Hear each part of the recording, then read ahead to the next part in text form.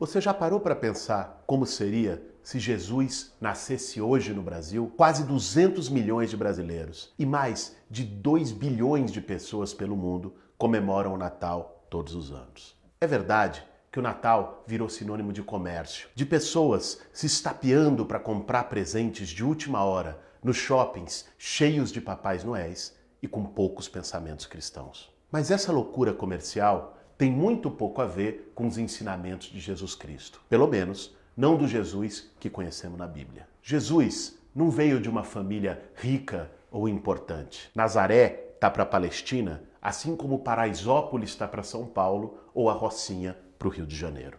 Como diz no Evangelho de Lucas, Jesus nasceu num estábulo 6 dias antes da Páscoa. O estábulo não pertencia a José e a Maria. Eles estavam lá porque não tinham nenhum outro lugar para ir. Sim, é verdade. Jesus, como milhares de outras crianças, nasceu sem teto. Quantos juízes no Brasil de hoje não mandariam despejar a família, mesmo com a mãe grávida? Desde que nasceu, Jesus foi perseguido pelos governantes, como se fosse um criminoso. As escrituras contam que o rei da época mandou matar todas as crianças com menos de 2 anos nos arredores de Belém, com medo da chegada do Filho de Deus. Você pode estar pensando, mas o governo mandava matar crianças? Que horror! Pois é, no Rio de Janeiro, pelo menos 6 crianças foram mortas durante ações policiais em favelas. Uma delas, Agatha Félix, de 6 anos, que morreu com um tiro de fuzil nas costas. Em São Paulo, a vítima mais jovem do massacre de Paraisópolis foi um menino de apenas 14 anos. Jesus dedicou toda a sua vida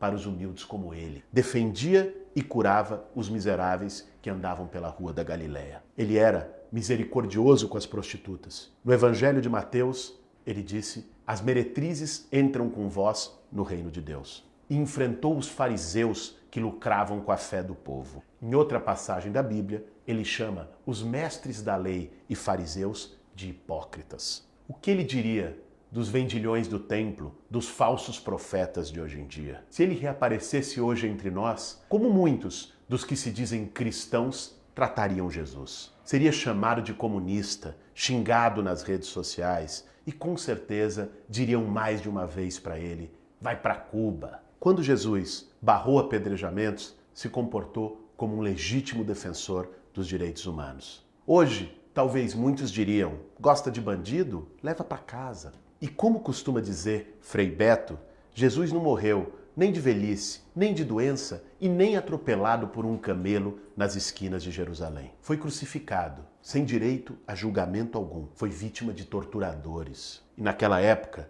também existiam entusiastas da tortura que aplaudiram a sua morte de pé.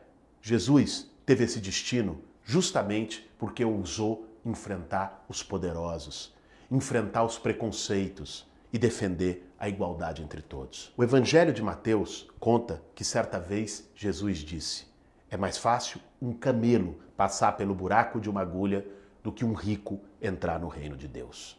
Ele defendeu a divisão dos bens como expressão da igualdade social. E Marcos, no seu Evangelho, conta como ele partilhou entre todos os pães e os peixes. Jesus remava contra a maré. Nesse Natal, minha sugestão é que você junte seus familiares e amigos e pergunte a eles: você ficaria do lado da mulher grávida debaixo da lona ou do juiz que assinou sua ordem de despejo? Da criança assassinada na favela ou do rei que mandou matá-la? Da prostituta apedrejada ou do falso profeta que lucra com a fé dos humildes? Do torturado ou do torturador?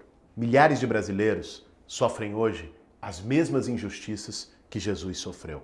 De nada adianta se dizer cristão e negar seus ensinamentos. De nada adianta ir na missa ou no culto aos domingos e ser insensível com a dor dos outros. Nesse Natal, eu te desejo muita solidariedade e muito amor, mas sem hipocrisia. Para fazer um bom café, meu bem.